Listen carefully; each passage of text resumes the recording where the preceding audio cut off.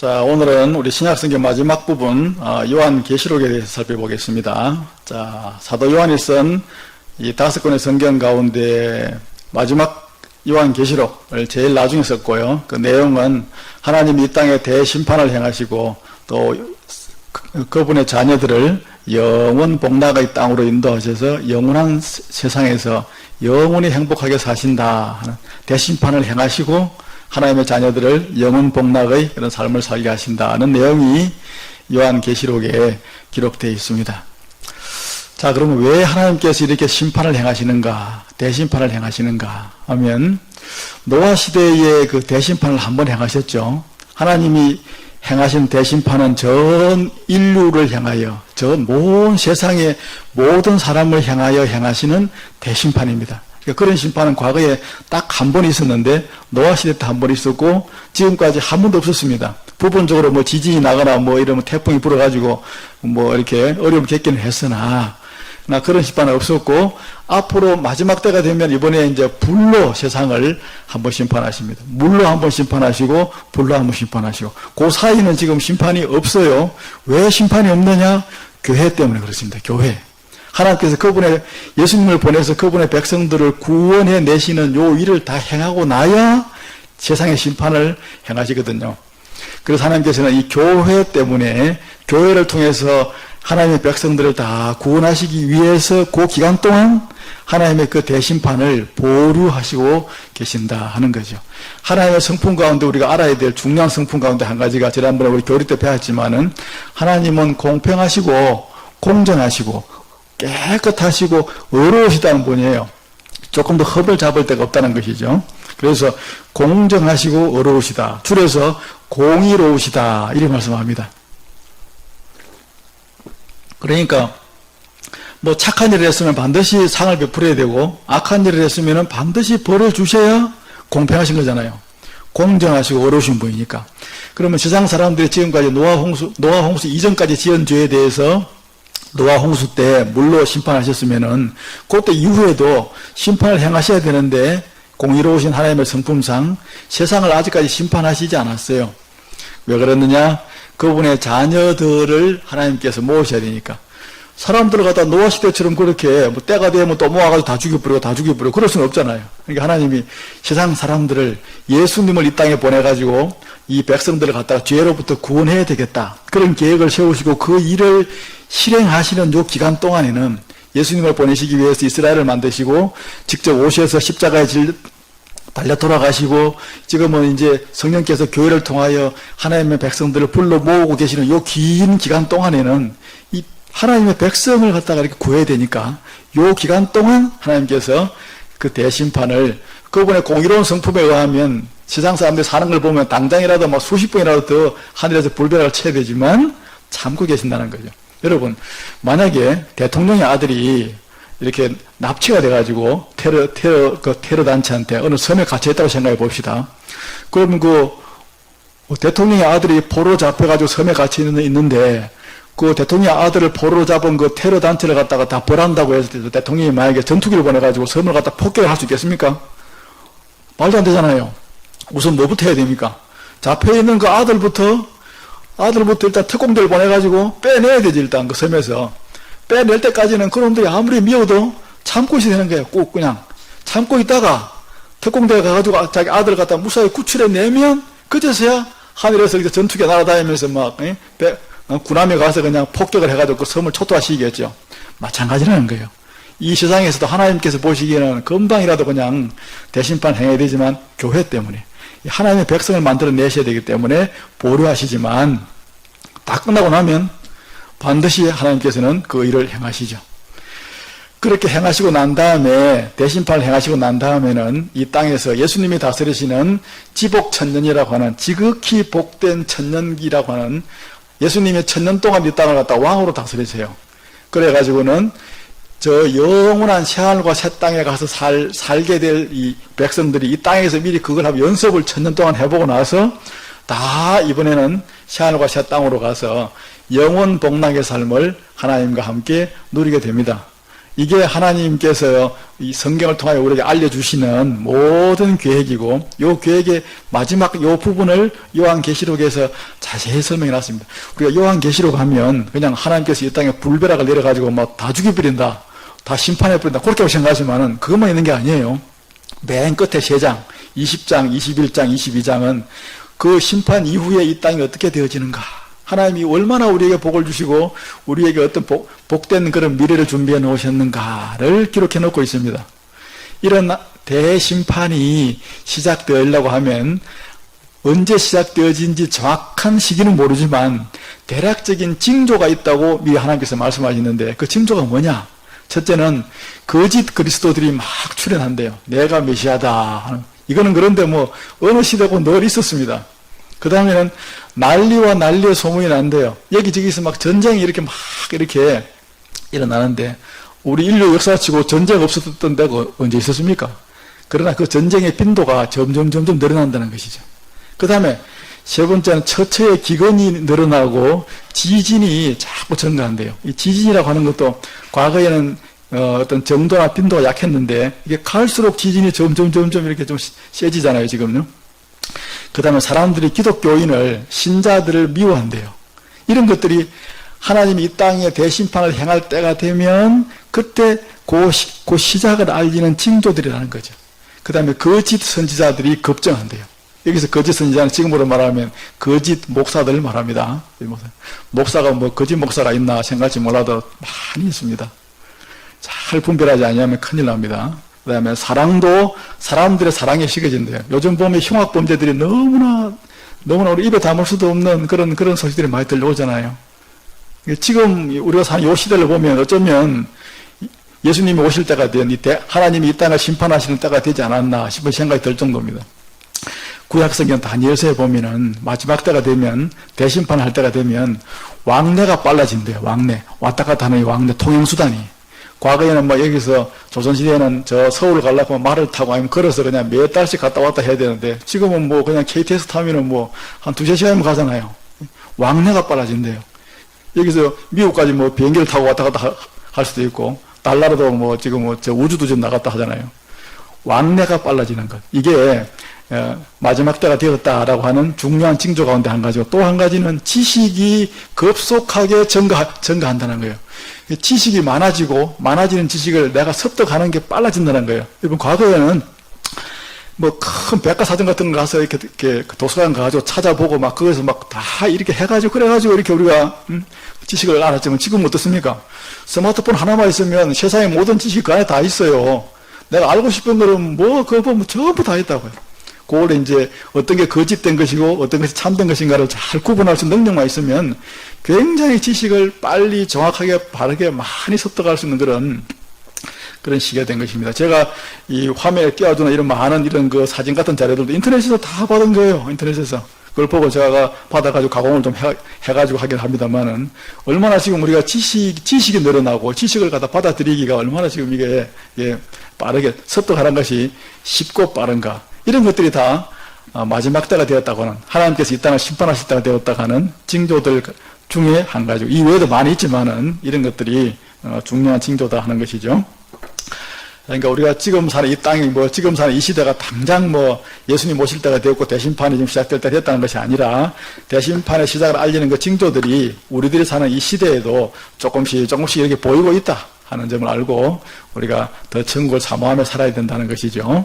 이런 대심판을 시작을 알리는 징조들이 있다면은, 이제 본격적으로 대심판이 시작되지면 하나님께서 이 땅을 심판하시면은 어떻게 심판하시느냐, 과정이 어떻게 되느냐. 가장 먼저 발생하는 것은 요한계시록에 의하면은 세계적인 큰 대전쟁이 일어난다고 합니다. 이런 국제전이 아니고 나라와 나라끼리 싸우는 게 아니고 하여튼 막 큰 전쟁. 아마 지금까지 그 1차, 2차 그런 세계대전이 발생했는데, 이런 세계대전에 준하는 큰 전쟁이 발생한다는 것이 요한계시록에 예언되어져 있는 대심판의 시작, 시작되는 그 시점에 일어나는 그런 사건입니다. 또 하나는 아주 사악한 세계적인 통치자가 등장한대요. 온 세상을 갖다가, 온 세상에 영향력을 행사하는 사악한 통치자, 성경에서는 적그리스도라 이렇게 표현합니다. 그가 등장을 해서 세상을 갖다가 이렇게 자기 마음대로 다스린대요. 그러면 그때 짐승의 표라고 하는 이런 특별한 이런 통치 그런 수단도 생겨난다는 것을 말씀합니다.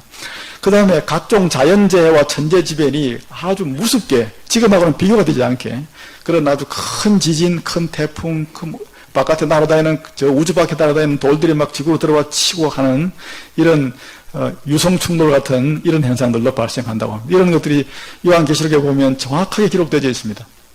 하나님이 이 땅을 심판하실 때 이런 식으로, 그러다가 이제 이런 대심판을 마치고 나면 예수님이 이 땅으로 재림하시고 예수님을 대항하는 무리들이 있는데, 저 그리스도의 무리들을 대심판을 하심으로 대심판을 끝을 낸다 하는 것이, 이 크게 봤을 때에 요한계시록에 기록되어 있는 이 땅을 심판하시는 하나님의 그 진행 과정이 이렇게 된다는 것이죠.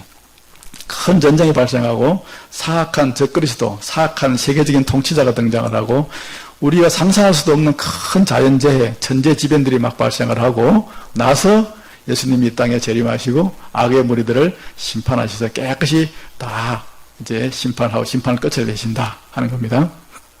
이런 내용을 기록한 책이 요한계시록입니다. 요한계시록은, 여기가 반모섬이라는 섬인데 잘 보이시지 않죠? 작은 섬이 하나 있는데, 성지순례 가면 여기 가다가 여기 한 번씩 간다고 합니다만은, 여기에 사도 요한이 귀향을 갔는데, 귀향 가가지고 귀향 가서 환상을 봤어요. 이 환상을. 요한계시록에 나오는 것들이 다 환상들이잖아요. 환상을 본 것을 귀향에서 풀려나가지고 다시 이제 에베소라고 하는 곳으로 돌아와가지고는 요 주변에 있었던 7 교회에다가 편지 형식으로 자기가 본 것들을 쭉 써서 보냈는데, 그 보낸 것이 요한이 쓴 계시록 내용입니다. 이 내용은 이런 대심판이 있으니까 그 당시 상황이 어땠냐면은 로마가 기독교인들을 막 핍박했거든요. 많은 사람들이 그 핍박에 목숨을 잃었습니다. 그러니까 요 인근에 살던 사람들이 막 핍박 때문에 너무나 고통받은 것이죠. 이 지금 반모섬으로 지금 유배간 사도 요한도 핍박을 받아서 지금 간 것이거든요. 그러니까 로마 황제와 같은 저런 악의 무리가 아무리 저렇게 힘이 세고 우리를 핍박해도 반드시 하나님의 나라를 임할 것이고, 악의 무리는 하나님께서 소탕하시고 심판하신다. 이것을 알려줘서 핍박을 잘 견뎌나가도록 하기 위해서 이렇게 요한이 사실은 이 계시록의 내용을 다 써서 기록했는데, 그 내용 가운데는 우리가 온 세대 사람들이 다 알아야 될 미래에 관한 그런 대심판의 내용이 기록되어 있다 하는 것이죠. 모두 22장으로 되어 있는데, 내용이 그렇게 내용이 어렵지 않습니다. 1장은 천하의 왕으로 딱 계시는 예수님의 모습이 딱 이렇게 묘사되어 있습니다. 오늘 우리가 설교 때 제가 말씀드릴 내용도 이 부분입니다만은, 왕으로 계시는 예수님의 모습. 옛날에 십자가에 달리셔서 이렇게 연약하게 돌아가시는 그 약한 예수님이 아니고, 온 천하를 다스리시고 호령하시는 천하의 왕으로 계시는 예수님의 모습을 딱 이렇게 보여주십니다. 그 예수님이 지금 이 땅을 다스리고 계시고 장차 세상을 심판하실 것이다 하는 그 심판주의 모습을 보여준 것이죠. 그 다음에 2장과 3장 2장 가운데서는 편지를 보내는 7 교회에, 특별히 각 교회마다 보내는 그 예수님의 말씀이 있었는데, 그 말씀을 쭉 기록합니다. 에베소 교회에게 보내는, 또 서머나 교회에 보내는, 그렇게 해서 7 교회에 쭉 보내는 말씀이 있고, 그리고 나서 4장부터 19장까지가 이 땅에 행하시는 하나님의 대심판의 모습을 그리고 있습니다. 7 인의 장, 7 나팔의 장, 7 대접의 장이라고 하는 이 3가지 형태의 장이 쭉 묘사가 되어져 있는데, 순서대로 쭉 기록되어져 있죠. 7인, 첫째 인을 떼고 둘째 인을 떼고, 첫째 나팔을 불고 둘째 나팔을 불고 첫 번째 대접을 쏟아붓고 하는 이 내용이 나온 이 내용들은 여러 가지로 해석이 가능합니다만은, 7 인의 재앙은 전체 요 대심판의 요 기간을 개괄적으로 순서적으로 쭉 묘사한다면은, 7 나팔의 재앙은 그 중에서도 후반부를 쭉 당겨가지고 조금 세부적으로 묘사하고, 7 대접 재앙은 그 후반부 가운데서도 맨 끝부분을 당겨서 묘사하고 있는 것으로 보면 가장 무난합니다. 그래서 이 불경건한 세상에 대한 하나님께서 심판을 얼마나 철저하고 아주 무섭게 행하시는가 하는 것을 19장까지 말씀하고, 이제 심판이 다 끝났으니까 20장에 가면 이 땅에 하나님께서 모든 악의 세력을 다 잠재우시고 예수님이 천하의 왕이 돼서 이 땅에서 직접 온 세상을 다스리시는 그런 예수님의 나라에 관한 이야기를 기록합니다. 그 다음에 21장과 22장에서는 장차 이제 이 땅이 아니고 이 땅은 다 없어져 버리고 새로운 하늘과 새로운 땅으로 거대한 하나님께서 만드신 우리 그 영원한 세상을 살게 될 성도들의 영원한 이제 나라죠.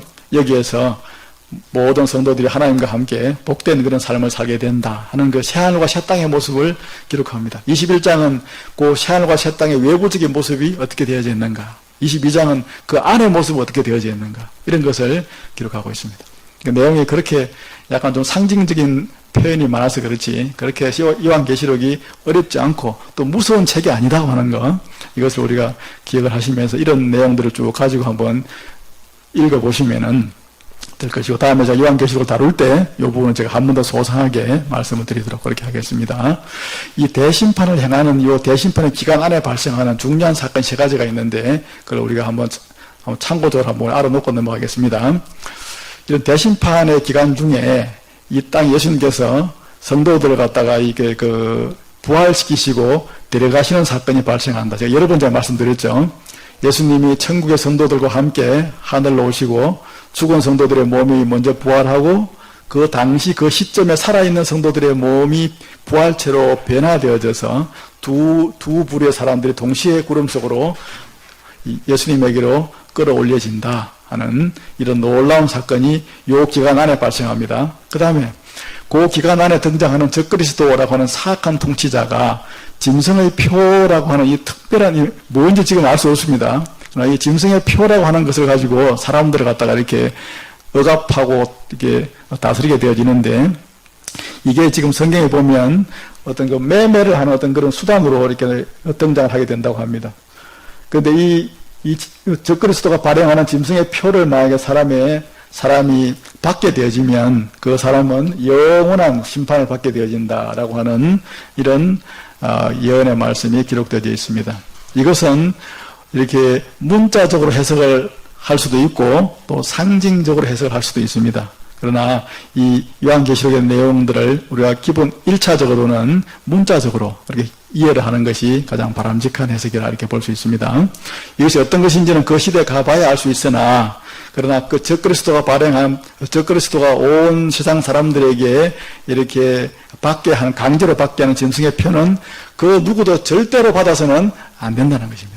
받으면은 그 고난의 연계가 세세토록 올라간다. 불과 유황으로 고난을 받는다라는 이런 큰 경고의 말씀이 기록되어 있습니다. 세 번째는 대심판의 기간 동안에는 각종 천재지변이, 우리가 상상할 수도 없는 그런 천재지변이 이 땅에 쏟아부어지는데, 예를 들면은 인나팔 대적재앙 가운데서도 나팔재앙 가운데 첫 번째, 두 번째, 세 번째 나팔만 한번 제가 예를 들어서 한번 보겠습니다. 피 섞인 우박과 불이 하늘로부터 땅에 쏟아져 가지고는 땅 수목들의 3분의 1이 다 타버린대요. 이 지구의 3분의 1이 불이 타면 어찌 되겠습니까? 하늘이 캄캄하겠죠.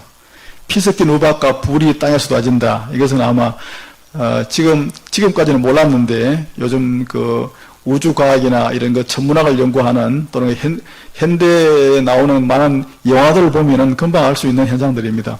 지구 바깥을 지나가고 있는 거대한 암석 덩어리 같은 것들이 이 지구 안으로 들어오면은 불을 일으키면서 이렇게 불이 타는 듯한 그런 모습으로 땅에 쏟아지는데, 그건 뭐 폭탄을 맞는 것보다 더 끔찍한 큰 재앙이죠. 둘째 나팔을 불면 불 붙는 큰 산과 같은 것이 바다에 던져진다. 큰 유성이 이 지구로 치고 들어오는 것이죠. 바다의 3분의 1이 피가 된다고 합니다. 이런 끔찍한 재난들이 발생한다는 것이죠. 바다에 떠있는 배들의 3분의 1이 다 깨어진대요. 얼마나 거대한 해일이 일어나면 그렇겠습니까? 큰 유성이 바다에 꽝 치면은 바다의 노을이 거대한 그런 해일이 일어날 것이고, 그런 거대한 그 파도 해일로 인해 가지고 배들이 3분의 1이 다 파괴된다고 합니다.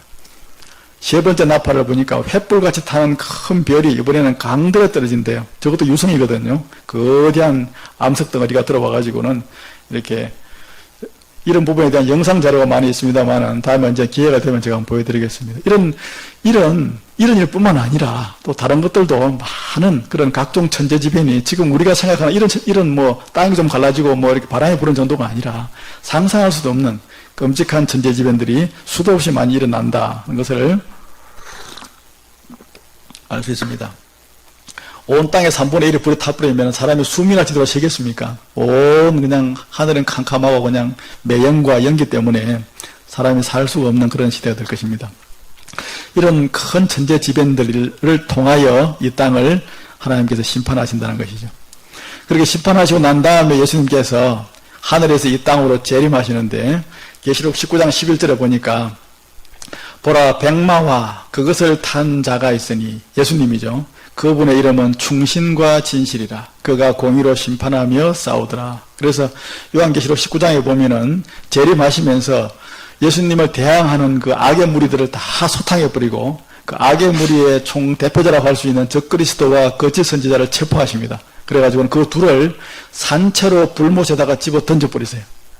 그래가지고는 예수님을 대항하는 적그리스도의 모든 군대들을 쳐서 부주시고 이 땅으로 재림하십니다. 그리고 그때까지 살아남아 있는 사람들하고 성도들과 더불어서 예수님의 왕국을 이 땅에다 건설하신다. 이것이 19장에 나와 있는 그런 내용입니다. 그 예수님의 그 지상 왕국에 대한 시대가 구약 성경에도 예언되어져 있는데 구약 성경 스가랴서에 보면 예수님이 온 천하의 왕으로 이 땅을 다스린다는 말씀이 14장 9절에 나와 있습니다. 사람들이 거의 예수님이 다스리는 천년 동안 죽지 않아요. 모든 저주가 사라지고 그러니까 어린 애기들이 독사 이불에 손을 넣어가지고 막 독사하고 장난을 쳐도 독사가 손을 갖다 물지 않는데요. 그러니까 그 맹수하고 그다음에 어린 양이나 이런 작은 이런 그런 짐승들이 같이 이렇게 그 들판에서 뛰어노는 모든 저주가 사라지니까 뭘 잡아먹고 죽이고 하는 그런 일 자체가 없어진다는 거죠. 100세쯤 돼가지고 이렇게 사람이 죽으면은 그 젊은 사람이 왜 죽었나 그런 말을 하는 시대가 온다고 되어져 있습니다. 그렇게 해서 이제 이 땅에 말할 수 없는 예수님이 직접 왕이 되어져서 온 세상을 다스리니까 아주 말할 수 없는 그런 지상 복락의 시대가 오는 것이죠. 그 여호와의 증인들이 가끔 보내는 그 책자들에 보면 요 부분에 대한 요걸 갖다가 특별히 이걸 갖다 강조하고 여기를 갖다가 자세하게 묘사를 해가지고는 그런 하나님의 왕국 시대가 온다고 그런 말들을 많이 합니다. 이것은 우리가 빠르게 잘 이해를 해야 될 그런 우리 미래에 관한 그런 내용입니다. 자, 그런 그 특별한 그런 이 땅에서의 그런 그 복된 시대가 남아 있다는 것입니다. 그리고 난 다음에는 새 하늘과 새 땅이라고 하는 이 하나님께서 예비하신 영원한 우리의 본향으로 우리 모두가 가게 되어집니다. 요한계시록 21장에 보면 이런 말씀이 있습니다. 내가 사도 요한이 환상 중에 새 하늘과 새 땅을 봤는데 처음 하늘과 처음 땅이 없어졌대요. 지금 우리가 살고 있는 요 하늘과 요 땅을 말합니다. 이런 땅이 아닌 완전히 새로운 곳이라는 것이죠. 그 땅의 외부적인 모습을 보니까 그 새하늘과 새 땅의 외부적인 모습은 하나님의 영광이 가득하고 그 성의 성곽은 벽옥과 수정으로 되어져 있고 크고 높은 성곽이 있고 12문이 있고 12천사가 있고 문들 위에 이름이 있는데 이스라엘 자손 12지파의 이름들이 쓰여져 있더라. 그 새 땅에는 거대한 이렇게 도성이 있는데 도시가 있는데 그 도시는 이렇게 딱 정사각형 모양으로 성곽이 성벽이 뺑 둘러서 쳐져 있다는 것이죠. 물론 이 말씀도 이제 우리가 상징적으로 볼 수도 있습니다만은 기본적으로 문자적으로 이해하는 것이 바람직합니다. 그 다음 요한계시록 22장에 가면은 그 성 안으로 들어가 보면 성 안이 어떻게 되어져 있는가를 쭉 묘사하고 있죠. 한 중앙에 하나님의 보좌가 높은 곳에 있고, 그 다음에 그 보좌로부터 흘러내리는 생명수 강이 흘러가지고 온 그런 그 새 하늘과 새 땅 전체를 다 이렇게 휘감으면서 흐르고 있고, 또 보통 강은 길 옆으로 흐르는데 천국에서의 이 강은 새하늘과 새 땅에서의 강은 길 중앙으로 흘러간대요. 한 중앙으로 흘러가고 강 좌우 양편에는 생명나무가 있어서 12열매를 매 달마다 맺는데요. 그리고 그 나무의 잎사귀들은 모든 만국을 치료하는 그런 재료가 된다 하는 말씀이 22장에 나와 있습니다. 그렇게 해서 이곳에서 하나님의 구원받은 모든 백성들이 하나님과 더불어서 영원한 세상을 살아갑니다. 그렇게 해서 하나님이 맨 처음에 아담과 하와를 창조하셨을 때 가지고 계셨던 그 소원이 있었죠. 사람들을 만들어서 그들과 더불어서 영원 복락의 삶을 내가 누려야 되겠다 한 그 계획이 사실은 이렇게 바로 이루어져야 되는데 사람들이 지은 죄 때문에 그동안 뺑뺑 둘러가지고 이런 대심판까지 거쳐가지고서야 그제서야 이렇게 이제 다 이루어지게 되므로 하나님의 모든 계획이 다 이루어져서 원래 사람들을 창조하셨던 그 계획과 꿈이 다 성취되어진다 하는 것이 요한계시록 맨 마지막 장 마지막에 나와 있는 이런 내용입니다. 나는 그들의 하나님이 되고 그들은 내 백성이 될 것이다. 이 말씀이 드디어 이제 다 이루어지는 것이죠. 이런 전체적인 이런 내용이 지금까지 우리가 구약 하나님의 천지 창조부터 오늘 시한과 샷단까지 내용들을 성경 내용들을 다 살펴봤습니다. 이런 내용들을 우리가 이 전체적인 개략적인 이 흐름들을 우리가 머릿속에 잘 담아 놓으시고 성경이 이렇게 구조가 되어져 있구나, 성경의 내용이 이렇구나 하는 것을 그렇게 이해를 하시면 좋겠습니다. 이 내용들은 제가 또 앞으로 반복해서 계속 여러 번 제가 말씀을 드리도록 그렇게 하겠습니다. 다음 주부터는 이제 성경에 기록되어 있는 이 내용들을 우리가 이해를 하려면은 이런 성경의 기본적인 이런 흐름을 알아야 되고, 요거 외에도 이스라엘이라고 하는 저 독특한 나라에 대해서 알아야 됩니다. 저 나라의 문화는 우리하고 비슷한 것도 있지만 비슷하지 않은 것이 너무나 많습니다. 시대적으로도 지금부터 2000년이라고 하는 긴 시간이 흘렀고, 장소적으로도 우리하고는 지구 반대쪽에 있기 때문에 이스라엘의 그 성경 시대의 구약과 신약 시대의 이스라엘 지방의 유대인들의 그 독특한 문화들에 대해서 요약을 해가지고 한 7번에서 10번 정도에 걸쳐서 말씀을 쭉 드리도록 그렇게 하겠습니다. 자, 우리가 부르는 이 찬양 신명기에 나오는 이 말씀은 사실은 우리가 매주 우리가 다 같이 암송을 해야 될 말씀인데 대신 찬양으로 하는 것이니까 가사 한 절 한 절을 잘 기억을 하시고, 우리가 반드시 알아야 되고 암송해야 되고 집에다가 늘 붙여놔야 될 말씀이 이 말씀입니다. 구약과 신약을 다 통틀어서 보면은 가장 중요한 말씀이 아닌가 생각이 듭니다. 같이 찬양하겠습니다.